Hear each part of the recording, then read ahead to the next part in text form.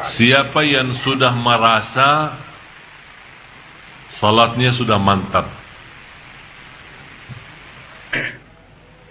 semua punya masalah salat, angkat tangan yang punya masalah dalam salat.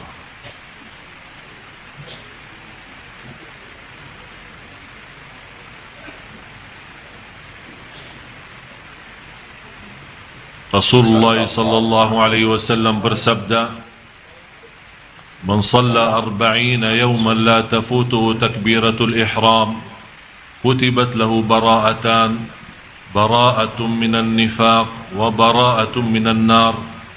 Barang siapa yang salat 200 salat, artinya 40 hari berturut-turut, 40 hari, bukan 40 salat.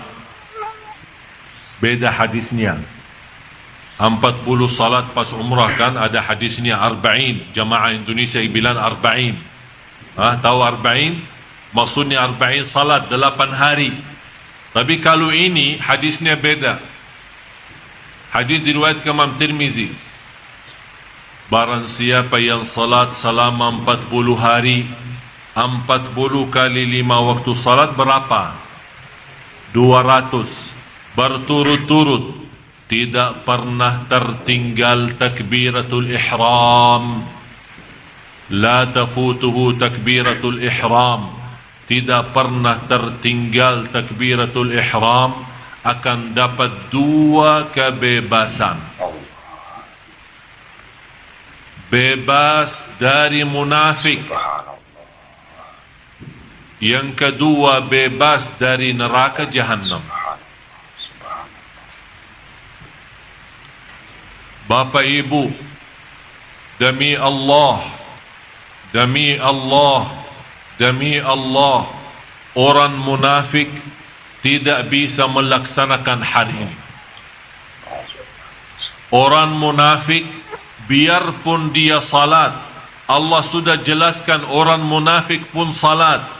Orang munafik baca Quran, orang munafik zikir. Tapi beda orang munafik sama orang mukmin apa? Orang munafik kalau salat, salatnya malas.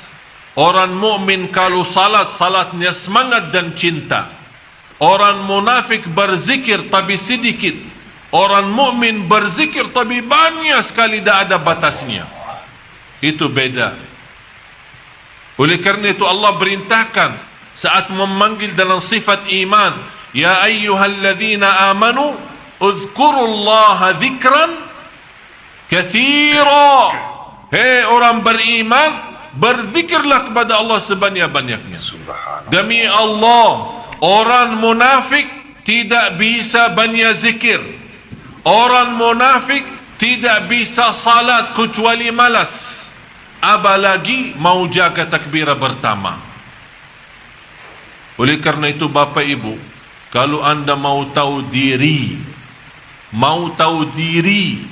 mukmin atau munafik, periksa bagaimana respon anda dalam hal takbirah pertama.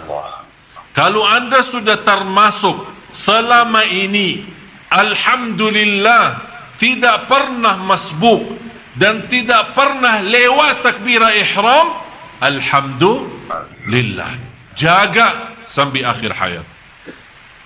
Kalau anda merasa ada kemacitan karena penyakitnya tinggal takbirah ihram, ada titik-titik hitam munafik dalam hati, segera perbaiki.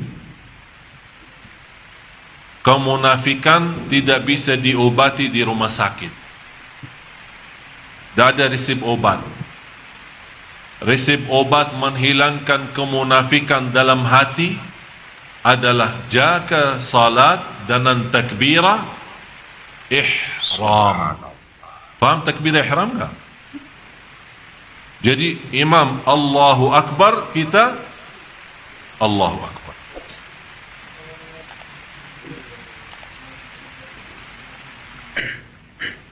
Bermacam manusia 5 dalam hal salat. Saya minta Bapak Ibu perhatiannya. Kira-kira kita di antara yang mana dalam 5 golongan dalam hal salat? Yang pertama, orang salat tapi disiksa oleh Allah.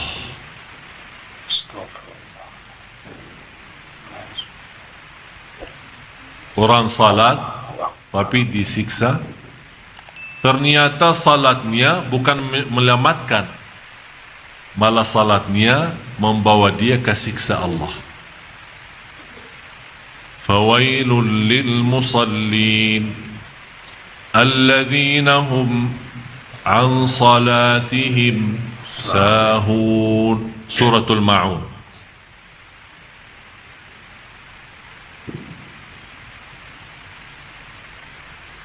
Surah 107 ayat 4 sama 5.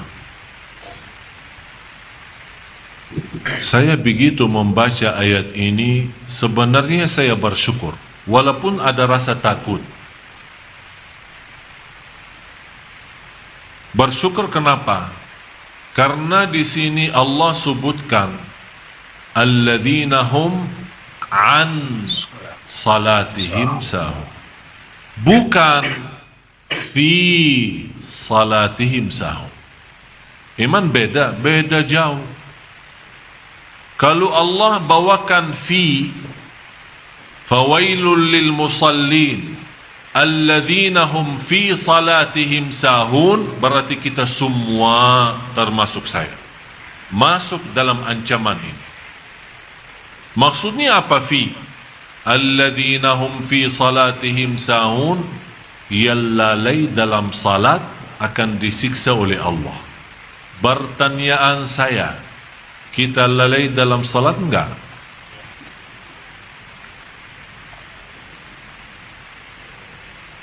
Sering.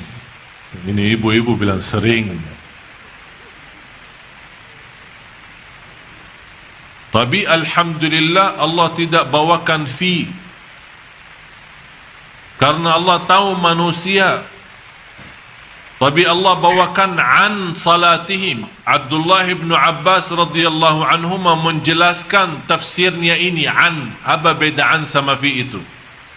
Ternyata kata beliau, alladzina hum an salatihim sahun adalah salat orang munafik yang suka nunda-nunda salat. Begitu sudah mendekati habis waktu, dia kaget. Ya Allah, mau habis waktunya, segera dan cepat ambil wudu dan segera dan cepat selesai salatnya supaya tidak habis waktu. Intinya salat tanpa rasa apa-apa. Allahu Akbar, Assalamualaikum warahmatullahi. Yang dia sadari Allahu Akbar sama salam, di antaranya tidak ada, nol.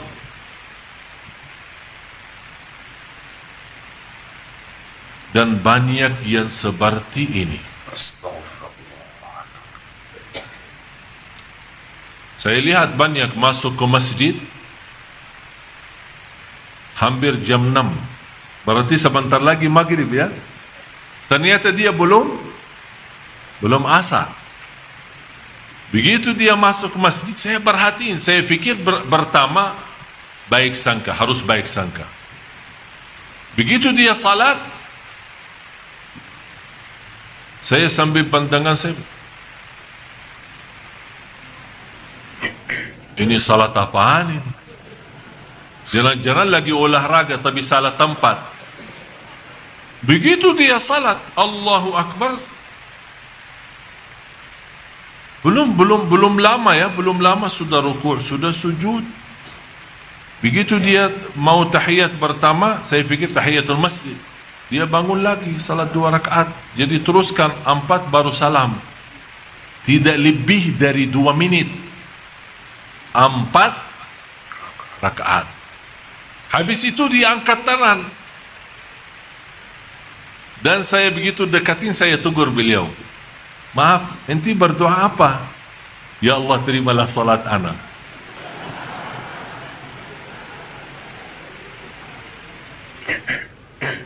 Malu. Kita malu sama Allah kalau kita punya salat seperti ini. Kata Imam Ibnul Qayyim rahimahullah, kalau anda belum bisa salat yang cocok bagi Allah, carilah Tuhan yang lain yang sesuai salat kita. Betul kata Imam Ibnul Qayyim. Ini berkata Imam Qayyim 400-600 tahun lalu dia ngomong seperti ini. Kalau anda belum bisa fantas salat yang fantas yang cocok bagi Allah, cubalah cari Tuhan lain yang cocok dengan salatnya. Ya, kita salat sekarang tidak sesuai untuk Allah ini. Ini bukan untuk Allah. Itu yang dinamakan oleh Rasulullah SAW, yang orang-orang yang bergerak dengan cepat untuk selesaikan salat karena takut habis waktu. Itulah kata Rasulullah, tilka salatul munafik. Begitulah salat orang munafik. Begitulah salat orang munafik. Begitulah salat orang munafik. Na'udzubillah. Subhanallah Bapak Ibu, saya mendapatkan belajaran, kalau kita salat tepat waktu bersama imam, jemaah di masjid, tenang. Saya pernah terjumus di dalam berjalanan, kemudian mepet pas asar, kemudian ada ceramah di satu tempat. Saya punya fikiran, udahlah ke sana aja sekalian, nanti salat di sana. Dalam perjalanan, demi Allah Bapak Ibu udah tenang sampai ke tempat, dan salat habis. Saya selesai, memang sudah maghrib dekat, tapi begitu saya salat, saya sadar saya tidak salat. Baru sadar saya tidak salat, dan saya minta maaf, ya Allah, inilah salat saya seperti ini. Saya tidak pantas menjadi hamba-Mu, ya Allah. Kalau memang salat kita seperti ini. Tapi ternyata salat tepat waktu di masjid berjamaah, subhanallah, kita sepertinya mengangkat gunung yang besar di atas kepala kita. Sudah mendapatkan ketenangan yang luar biasa dan menyelesaikan kewajiban kita terhadap Allah. Baru kita pantas berkata, ya Allah, terimalah doa dan salat kami. Subhanallah. Sudah jelas yang pertama, orang salat tapi disiksa. Apa artinya fawailu lil musallin? Artinya, kalau di dalam bahasa Indonesia, artinya celaka bagi orang salat. Dalam bahasa Arab, wail, satu kampung di dalam neraka. Istilah lain, satu desa. Tahu desa? Satu kecamatan, ya. Di dalam api neraka sendiri. Kepala kampungnya ada juga. Di sana ada kepala kampung, kepala desa. Fir'aun.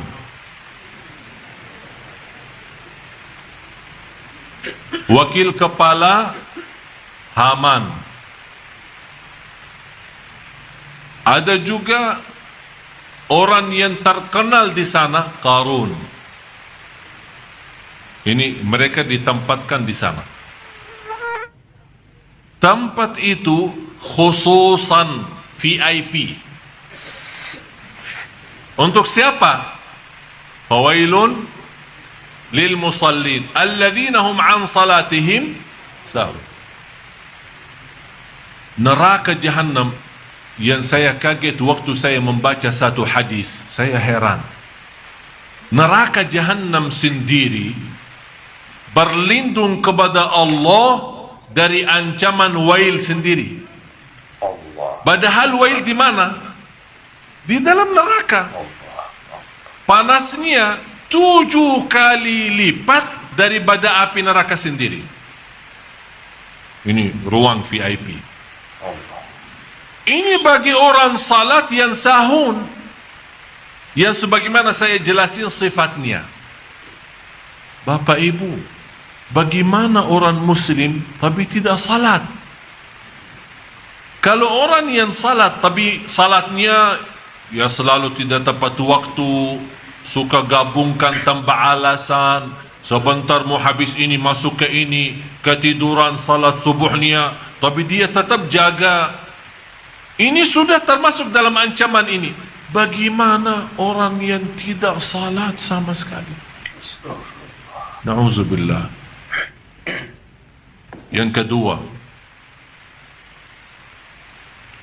orang salat tapi dihisab oleh Allah. Dia selamat dari ancaman fawailun lil musallin, tapi belum mantap salatnya, dihisab. Seperti apa? Siapa mereka? Mereka adalah orang-orang yang tidak sempurna wudunya, yang tidak menjaga rukun-rukunnya, yang tidak mempelajari wajib-wajibnya. Dia salat ikut-ikutan. Dan di dalam salat, kalau dia Allahu Akbar, hilang, tidak tahu kemana.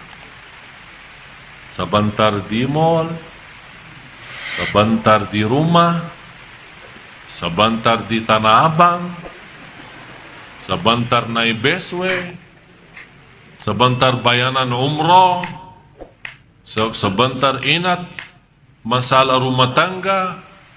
Pokoknya kalau dia sudah Allah, sebelumnya tidak ada, santai aja, belum takbir kan?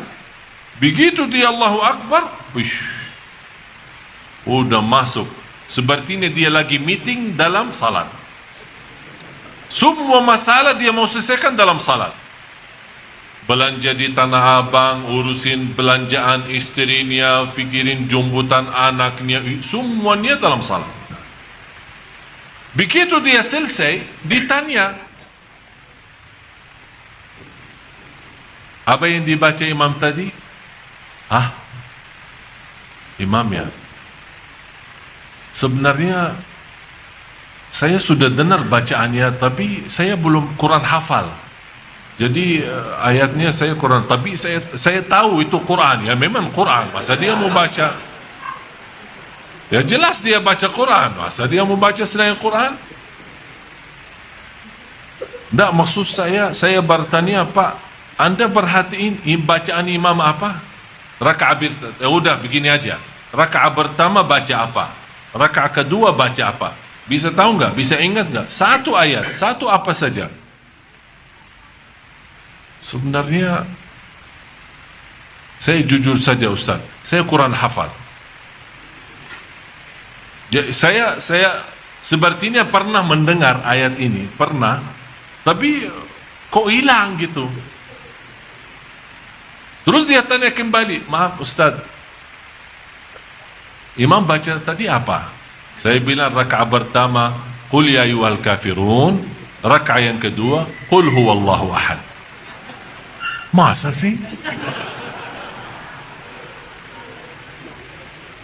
Dia berpikir ayat ini tadi baca. Memang terserang saja Bapak Ibu, ini hal hampir 90%. Termasuk saya. Saya bicara jujur. Kadang masuk salat, Allahu Akbar, dah tahu kemana. Dah ada rasa sama sekali. Selesai salat, oleh kerana itu berusaha jaga sunnah ba'diyah qabliyah, namanya sunnah rawatib. Mudah-mudahan dengan sunnah qabliyah ba'diyah Allah tutupi kekurangan itu di sunnah, di salat wajib. Pertama Allah hisabkan salat wajib. Begitu malaikat beriksa, ya Allah, ini hambamu memang salat banyak, tapi banyak lubangnya, banyak bocor. Bagaimana ya Allah ini? Kata Allah, coba lihat, beriksa, ada sunnah-sunnah enggak? Diberiksa, duha, qabliyah, ba'diyah, salat malam, tahiyatul masjid, sunnah wudu, taubat, hajat dan yang lain-lain. Allah perintah malaikat, cuba periksa, ada sunnah-sunnah enggak? Kata malaikat, ada ya Allah, banyak sunnah-sunnahnya. Udah, tutupi aja lubang-lubangnya.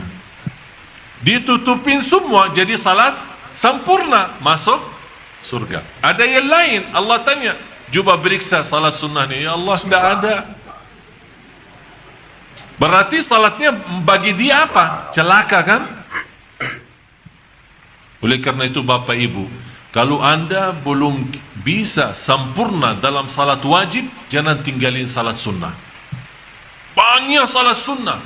Qabliyah, ba'diyah, tahiyatul masjid, sunnah wudu, masuk rumah, keluar rumah. Sebagaimana saya sudah jelasin berkali-kali, sunnah itu berbanyak semaksimal mungkin. Harun al-Rashid, salah satu khalifah, terkenal beliau setiap malam tidak kurang, di luar salat wajib tidak berkurang dari 100 rakaat.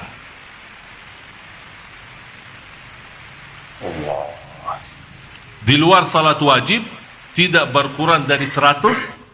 Jadi jumlah salat sunnahnya semua hampir 100 rakaat.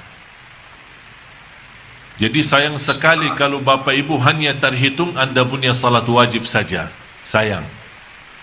Mudah-mudahan salat wajib sama sunnah. Harapan saya sesuai hadis Rasulullah, dan sunnah-sunnah Allah sempurnakan kekurangan kita dalam hal dan salat wajib. Tapi seperti ini, yang tidak sempurna wudu, yang tidak sempurna rukun dan wajib, akan dihisab oleh Allah. Mulai malam tahun baru, kita harusnya muhasabah Bapak Ibu. Barang siapa yang suka muhasabah diri, akan Allah ringankan hisabnya nanti di hari kiamat. Muhasabah bukan pas lagi ramai-ramai di masjid pas i'tikaf, tidak. Kalau bisa anda setiap malam punya muhasabah di rumah. Begitu anda mau tidur, tes, periksa. Begitu anda sudah muhasabah, segera ambil wudu, salat 2 rakaat dan tidur. Kalau seandainya memang malam itu yang terakhir bagi kita di dunia ini, alhamdulillah sudah muhasabah dan sudah salat sebelum tidur. InsyaAllah husnul khatimah. Apalagi kalau menjaga wudu pas tidur.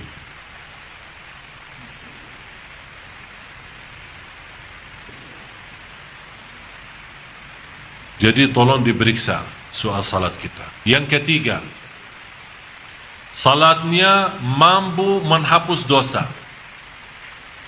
Sekarang Bapak Ibu harus fahami dalam 3-5 golongan ini, tidak semua salat bisa dapat pahala. Harus fahami itu ya. Tidak semua salat anda bisa dapat pahala. Tidak semua salat anda bisa mendapatkan ampunan. Tidak semua salat anda bisa dihisab, dan tidak semua salat anda bisa disiksa. Jadi semua ada apa? Turutannya, bagaimana sistemnya. Yang disiksa sudah saya jelasin. Fawailun lil musallin. Yang dihisab oleh Allah sudah saya gambarkan. Orang yang dia berusaha jaga wudu, tapi begitu dia masuk salat,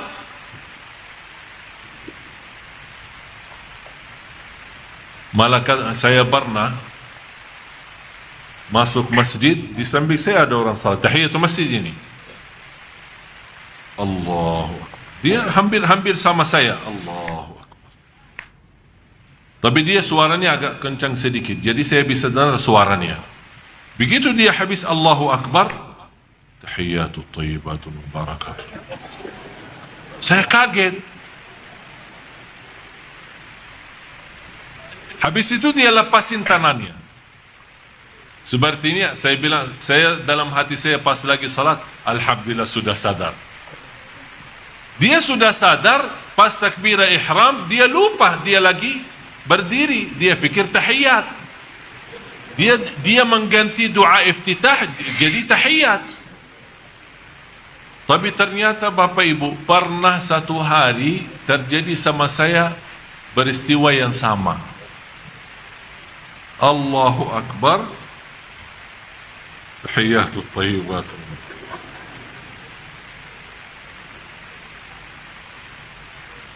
Langsung pas saya ingat, sudah selesai tahiyat, sudah sambil asyhadu an la ilaha illallah wa asyhadu Muhammad rasulullah, baru saya ingat. Kalau orang itu yang tadi ternyata lebih baik, ingat cepatan. Tahiyatut thayyibat sudah baru ingat. Kalau saya sudah selesai tahiyat baru ingat. Ternyata itu juga penaruhnya dosa. Barangkali saya ada salah sama istri saya, jadi begini salat saya begini. Tapi subhanallah, bahagia seorang yang bisa punya salat. Paling tidak ini yang ketiga, lewat salatnya bisa diampuni Allah dosanya. Seperti apa itu? Sempurna wudu'nya, sempurna rukun-rukun dan wajib. Begitu dia masuk salat, dia sibuk dalam salat lawan hawa nafsu dan syaitan. Syaitan waswas dari sebelah kiri, dari sebelah kanan, menggoda bermacam-macam. Sepertinya dia merasa, saya kuntut belum? Batal wudu belum? Banyak digoda oleh syaitan, tapi tetap dia berjuangkan. Tetap saya masih wudu, masih jaga wudu. Ini hanya was-was, ini bukan kuntut, bukan suara, bukan bau, bukan apa-apa. Teruskan. Tapi hilang sebentar, datang sebentar. Hilang sebentar, datang sebentar. Dalam perjuangan ini, Allah tidak memberikan pahala salatnya karena belum sempurna. Tapi Allah berikan ampunan karena dia berjuang. Berjuang apa? Lawan waswas, lawan syaitan, lawan hawa nafsu, lawan fikiran.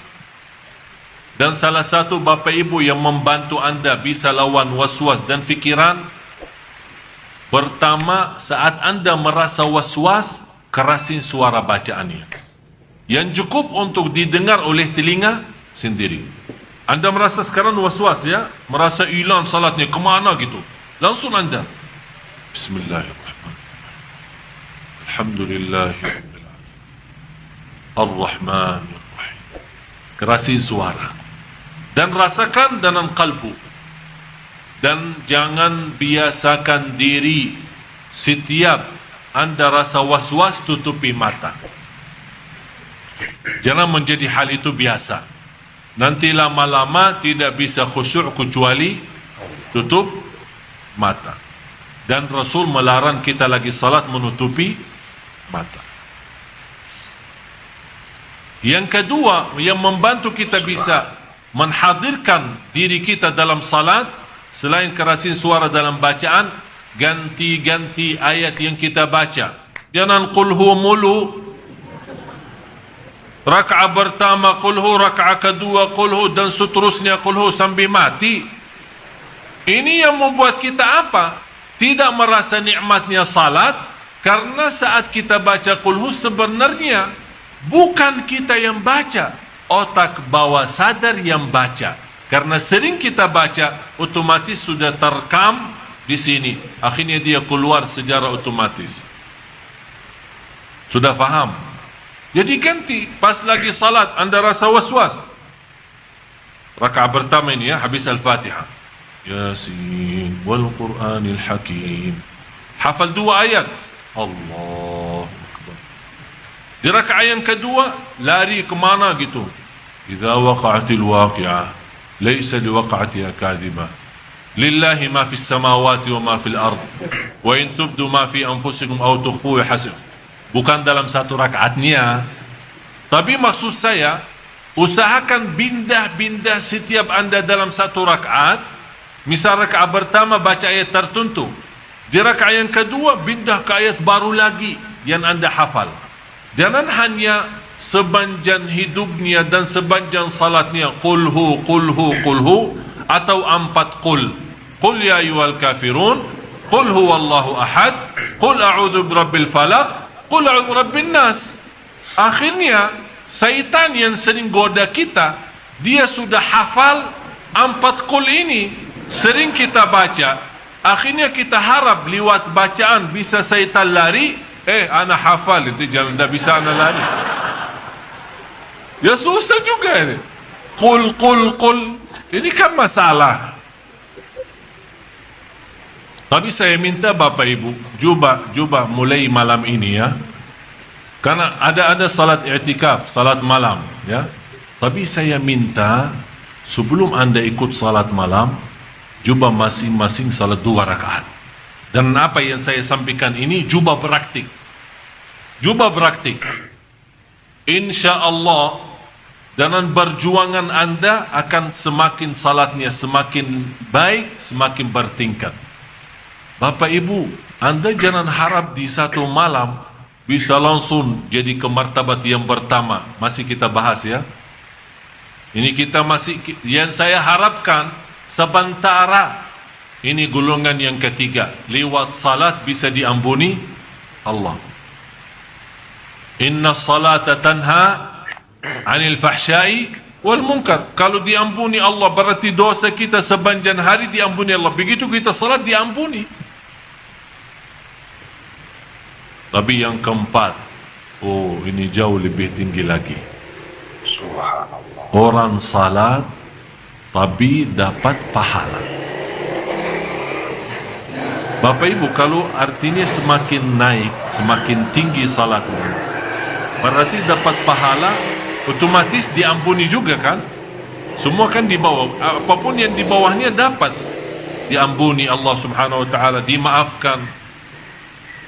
Siapa itu yang salat tapi bisa mendapatkan pahala salatnya?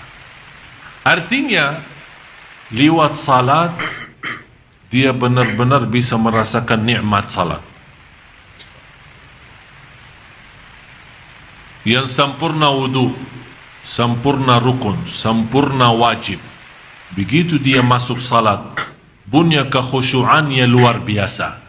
Ka'bah di depan, surga di kanan, neraka di kiri, malaikatul maut di belakang, menunggu saya selesai salat agar dicabut nyawa.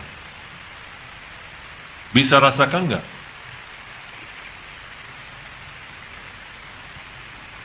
Sebagaimana firman Allah Subhanahu wa taala suratul Mu'minun surah 23 dari ayat 1 sampai 11. Bapak Ibu tolong tuliskan suratul Mu'minun surah 23 dari 1 sampai 11. Itu yang kita harapkan. Qad aflahal alladzina hum fi salatihim khashi'un.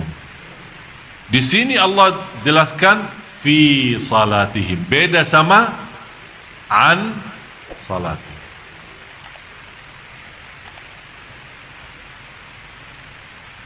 Bapak Ibu yang tidak bisa di martabat yang keempat ini, ada satu yang bisa membantu Anda semua, adalah doa.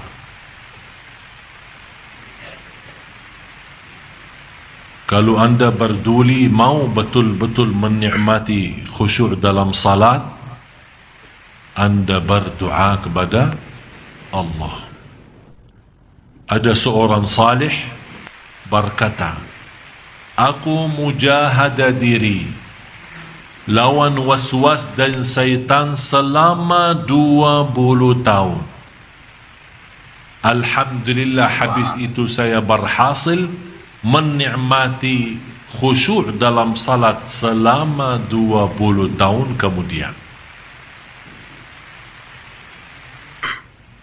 Berarti Bapak Ibu, jangan putus asa.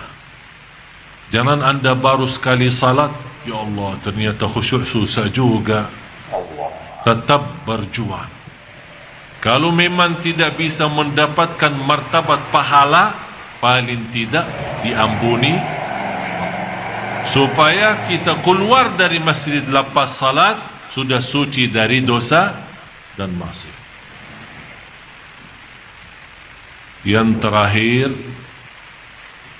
yang kelima,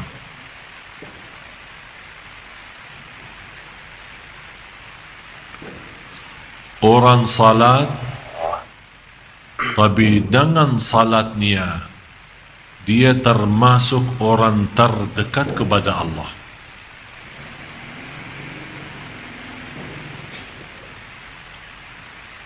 Lewat salat dia bisa merasakan diri sudah dekat sama Allah. Saya tidak bisa berkata hal ini sulit, tapi hal ini hanya orang-orang yang benar-benar dibukakan oleh Allah hatinya yang bisa menikmati salat seindah itu. Orang salat namanya salat muqarrabun, yang didekatkan oleh Allah lewat salatnya. Jadi benar-benar dia datang begitu mendengar azan, bukan hanya mendengar azan, malah saya pernah membaca salah satu sejarah, salah satu ulama ahlus sunnah, di dalam biodata sejarah beliau 70 tahun tidak pernah masuk masjid sesudah azan. Tidak pernah mendengar azan di luar masjid selama 70 tahun. Artinya apa? Dia mendengar azan di dalam, berarti 70 tahun dia jaga salat di masjid, sudah dia di masjid standby sebelum azan. Ini seperti mereka yang Allah kasih kelebihan posisi terdekat kepada Allah lewat salat. Inilah salat seperti salat mereka, tidak perlu doa. Begitu dia salat punya masalah, Assalamualaikum, selesai salat, Allah selesaikan masalah. Begitu dia punya hutang ingin dilunaskan, begitu dia melarikan diri kepada salat, ya ayyuhalladzina amanu, dia membuktikan lewat salat yang mendekatkan dirinya kepada Allah. Ista'inu bis sabri was salat. Begitu dia salam, lunas utangnya. Sampai sahabat Rasul kekurangan makanan di rumah, dia salat 2 rakaat, Allah isi rumahnya makanan. Salat seperti apa? Yang jelas bukan seperti salat kita. Yang jelas betul bukan seperti salat kita. Salat mereka begitu Allahu Akbar, mereka sudah merasakan dirinya di alam lain. Inilah salat mereka yang bisa tembus sampai ke langit yang ke-7, bertemu dengan cahaya Allah di atas. Cahaya salat mereka langsung bisa sambung dengan cahaya Allah di langit yang ke-7. Begitulah mereka merasakan keindahan dan kenikmatan yang luar biasa. Begitulah mereka dipimpin oleh salatnya dalam kehidupannya. Murah rizki, tenang, sempurna iman, khusyuk, nikmat, mulia akhlak, kemana saja dalam lindungan Allah subhanahu wa ta'ala. Tapi ini kembali kepada apa? Supaya kita bisa mendapatkan salat seperti ini, harus kita bisa membiasakan diri segala sesuatu kita kembali kepada salat. Lagi sakit hati, sebelum anda cerita sama siapa-siapa, lagi sakit hati, atau tuliskan statusnya di dalam BB, aku lagi stres. Ala baca, dalam BB saya ada 498 yang ikut dalam grup BB saya hampir lebih dari separuh dari mereka statusnya aneh-aneh. Ada, saya lagi galau, saya lagi stres. Kalau ditanya apa masalahnya, dah ada. Dah ada yang mau nikah sama saya. Itu jadi masalah. Banyak hutang. Tapi ternyata kalau kita periksa masalah itu, rata-rata masalah itu yang muncul itu gara-gara tangan kita, bukan karena Allah. Semua gara-gara tangan kita.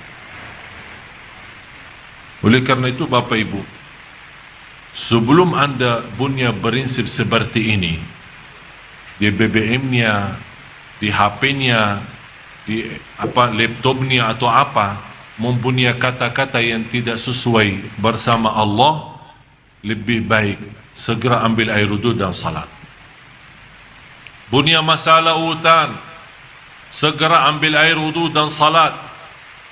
Sebelum anda cerita sama manusia dengan harapan dibantu oleh manusia, ceritalah sama Allah, baru akan Allah bukakan hati manusia memberikan pertolongan.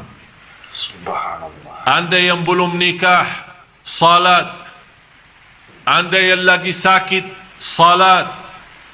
Anda yang merasa tertutup perjalanannya, salat. Kunci membuka bumi dan langit, salat. Ista'inu. Allah di sini memerintahkan minta tolong lewat salat. Ista'inu bis sabri was salat.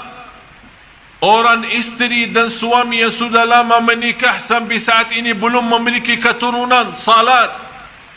Sebelum anda berikhtiar berobat sana sini, salat. Bapa ibu, salat itu segala. Salat itu kita buka pintu Allah langsung tanpa protokol. Kita berbicara sama Allah langsung, kontak sama Allah kita langsung.